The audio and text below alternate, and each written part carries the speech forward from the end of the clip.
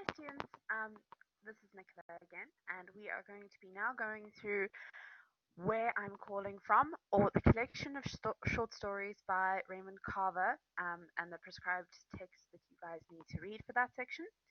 So what I will be doing is I'm going to,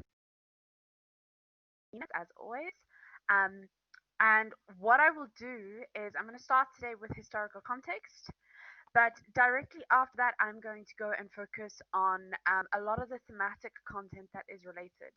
This is only 4 learning units, unlike your previous ones, which is not 4 learning units, but learning outcomes, which is less than mouse. So we don't have as much to cover, and you're also only expected to study.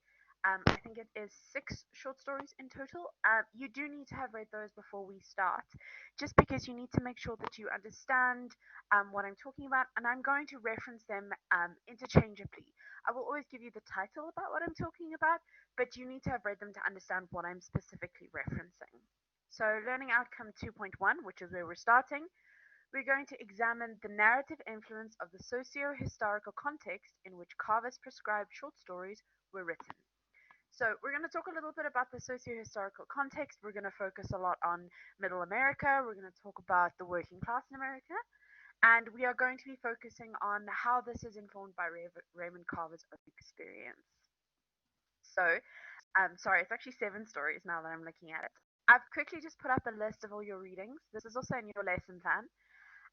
These are the ones that you have to read. These are your examinable short stories. So, are these actual miles? A serious talk? So much water so close to home? Vitamins? Where I'm calling from? A good small thing? And intimacy. So these 7 you have to read. You can be examined on them. Whereas the other 7 on this side, they are not examinable, but they are suggested additional readings just in case you are struggling with content and you want to engage with a little bit more, and these tend to tie in with the others. However, for the purposes of these videos, I'm not going to be talking about the additional readings. I'm just going to be focusing on the essential ones. So, we're talking about modern America, middle America, working class America. And we have to keep our context quite clearly in mind because the context is very much about what Carver is writing. And if you do not understand the context, you're probably going to struggle enormously to understand what message Carver is trying to convey to us. So, a brief discussion about who Raymond Carver was.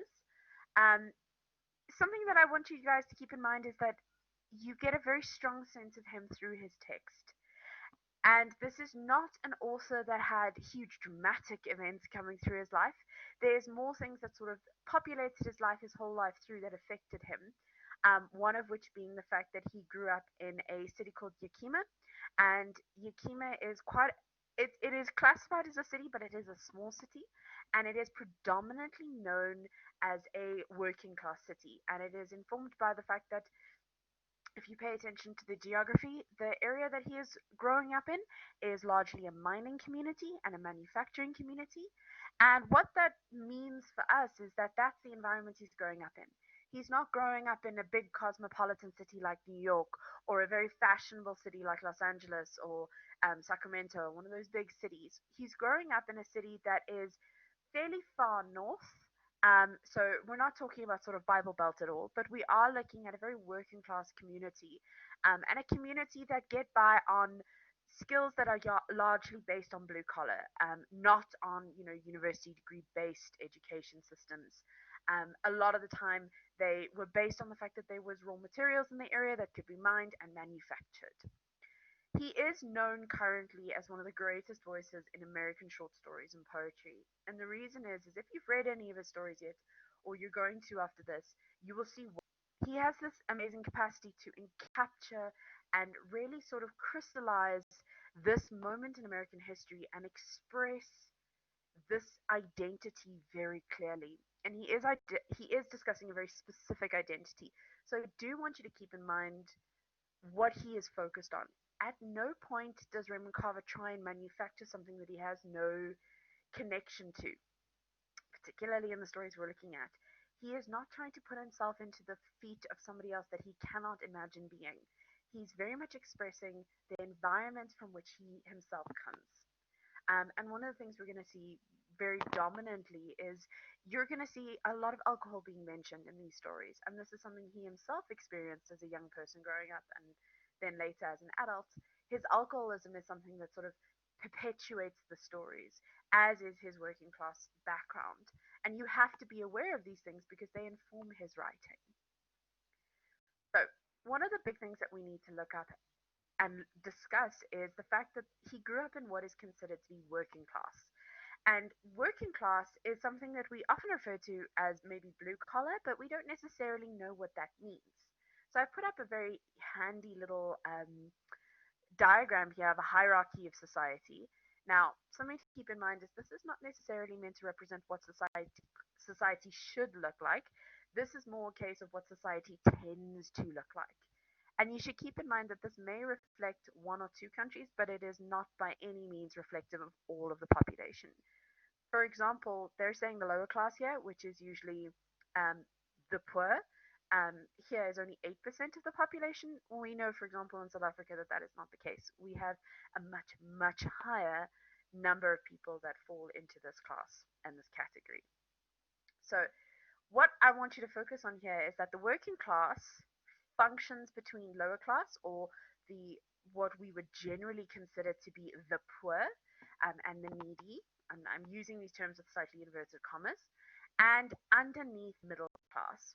So middle class are professionals, people that generally have degrees, but might not be necessarily high income earners. So you will often find that people like teachers tend to straddle this line between upper middle class and low middle class. So generally, teachers tend to fall into this. They are educated, but they're not exactly the people bringing in huge paychecks, if that sort of quantifies that for you. Working class generally refer to people who are, as it says here, they have lower job security and have high risk of poverty. A lot of them also earn in wages rather than salaries, therefore they're paid by the week.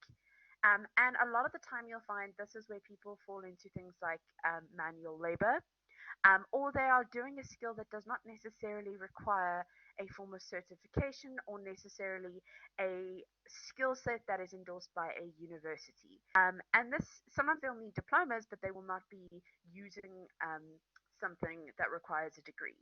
Now, obviously, this is something that we are relying on, and the perceptions I'm expecting you to have are perceptions and stereotypes. And that's exactly what Carver relies on. He relies on the fact that you can picture this because this is what the media has told us. This is what books have told us. This is what news has told us. This is what we have been informed the working class look like. So generally, they're considered blue collar because they tend to work in a more manual sort of environment. So to think about it, it's people like miners. And I hope that sort of quantifies it for you, particularly in a South African context, what we consider to be working class. Okay, here it says they're 32% of the population.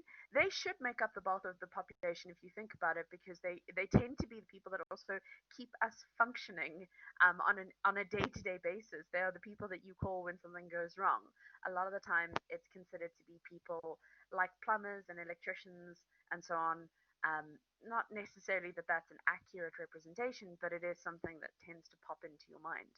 Um, and something to keep in mind, just as somebody, as people who have now experienced lockdown, almost all of the working class will be considered essential workers, because they are a lot of the time people that keep society sort of trucking on. And we often forget that. Okay, what do we think about when we think about working class America and therefore the American dream? So these two things are quite intrinsically linked. Now I put up a few cute little comments here and some that are funny. I've also put up pictures of America, and I'm hoping what I'm really wanting you to do as students is kind of just think for a moment, just take a minute to think about what do you perceive to be America and Middle America? What do you perceive to be modern America right now? What is the picture you have in your mind? And think about how much of that might be possibly, hint, hint, distorted by the media presence that we are seeing and the way that something is portrayed for us and how we are told something exists. So, one of the things that I want you to keep in mind is that we have a very distinct image and a very specific image of what we perceive to be modern America. We also have some very positive, some very negative images. Sometimes we have perceptions of America that is linked to what the media has told us, and sometimes we have perceptions about America because America themselves have that perception of America. Now, one of the big things that I want you to keep in mind is that America as an identity largely stems out of this perception for and the dream, which is the American dream. This sort of perfect white picket fence home where you have a lot of things that you want, you have a happy family, you are financially satisfied, you can buy the things you want, you can indulge a little bit. And this dream comes from the idea that anyone can make it in America as long as they work really, really hard. And as long as you're willing to put your back into it, you will be rewarded for it. So, this American dream, a lot of the time, is this perception that we have of capitalism. It's this idea that once we buy into this identity of America being this, home of the free, land of the brave. I think I might have inverted that, but you get my meaning. It is a space where you can go, be free, live the life that you want to, and if you work really hard, you will be rewarded for that.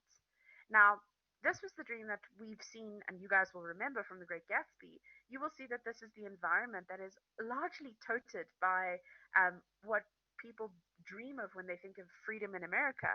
However, something we need to keep in mind is that this may not be the most effective or true visualization of current American life. And what are the negative or possibly the other side of the consequences that we are seeing that the American dream has kind of promised us that we are not seeing the bad or negative sides. And one of those things is the fact that we have become obsessed with commodities, we've become obsessed with things. There are obsessions with things like fast food, and therefore obesity is largely an issue. There is the idea that this is the American dream, the American life that you want to lead. Eek.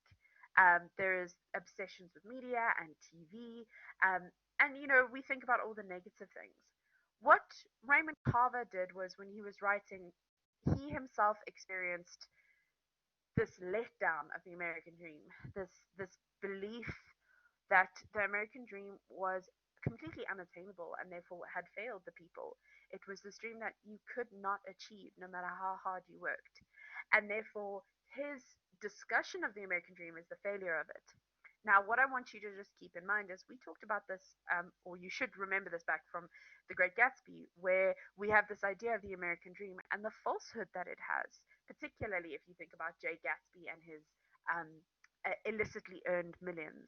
But something that we need to keep in mind is that whereas Gatsby is talking about the fictitious nature of the American dream and that it is completely unattainable because it is the only way to attain it is by being born into money or making it illegally.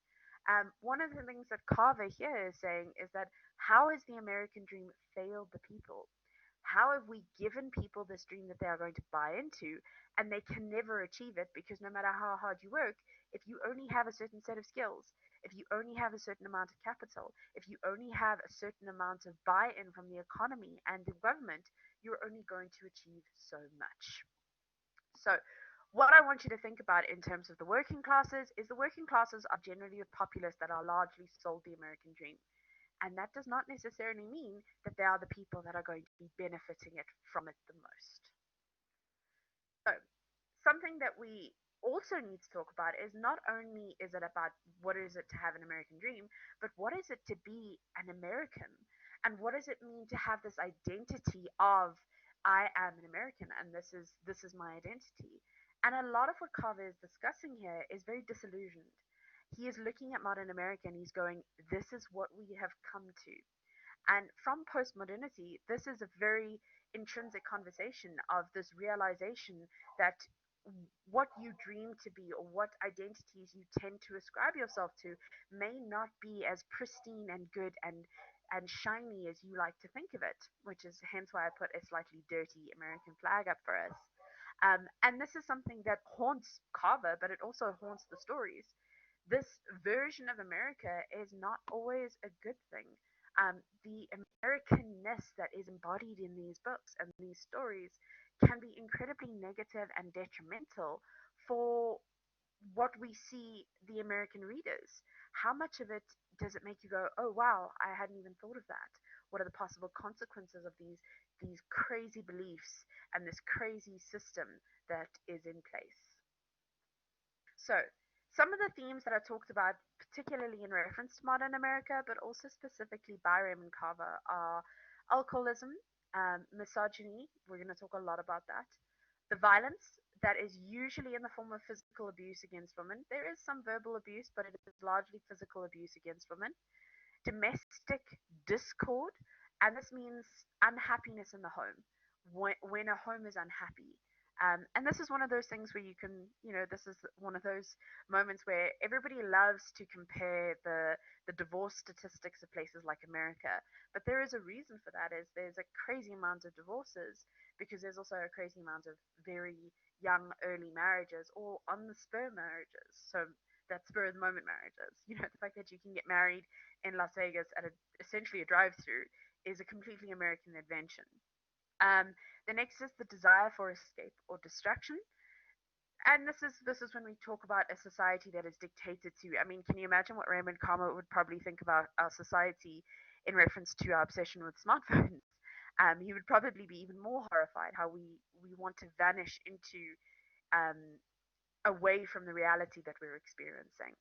He talks a lot about disconnection, how people are no longer able to connect with one another, traditional identities and roles in society. And I'm going to come back to that picture that I showed you just now. This picture. If you look at it, there's a very clear set of parameters and people and roles that are put into play in this picture. Dad is the money earner, mom is the cook and the housekeeper, and she will look after the children. And the children need to be thankful, grateful, enjoy their indulgences, and respect their parents. And this is something that Carver discusses in his text. He really goes through this and he says, well, do we all follow those rules? I've mentioned this already and we talked a bit about it, but we're going to talk about it more later, is the failure of the American dream. How the American dream has failed its people because it's completely unattainable. And lastly, shame and commodification. How we are commodifying everything.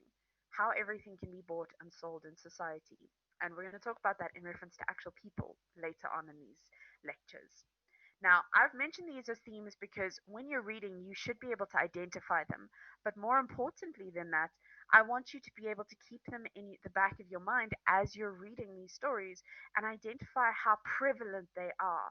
And sometimes they are not overtly clearly there. So, for example, the failure of the American dream and traditional identities and roles in society are not necessarily as clear in the text as alcoholism or misogyny or violence or domestic discord.